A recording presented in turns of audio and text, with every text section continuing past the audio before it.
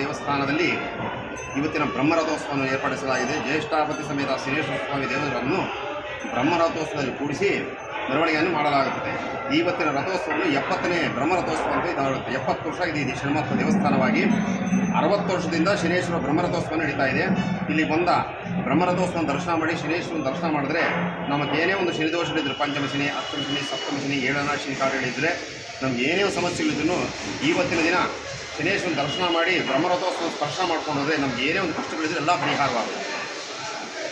ಭಕ್ತಾದಿಗಳಲ್ಲಿ ಇವಾಗ ಏನಾದರೂ ಪಾವಗಡ ಶನೇಶ್ವರ ಸ್ವಾಮಿ ದೇವಸ್ಥಾನದಲ್ಲಿ ಸ್ವರ್ಣ ಮಂಟಪ ಅಂತೇಳಿ ಸ್ವರ್ಣ ದೇವಸ್ಥಾನವನ್ನು ಮಾಡ್ತಾ ಇದ್ದಾರೆ.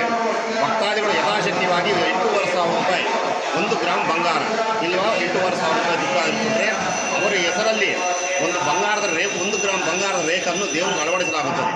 ಆ ಯಥಾಶಕ್ತಿಯಾದ ಎಷ್ಟು ಯಥಾಶಕ್ತಿ ಅವ್ರಿಗೆ ಏನು ತೋರಿಸಿದ್ರೆ ಅಷ್ಟು ಬಂಗಾರವಾಗಲಿ ಅನುರೂಪವಾಗಿ ಕೊಟ್ಟು ದೇವರಿಗೆ ಪಾತ್ರರಾಗಬೇಕಾಗಿ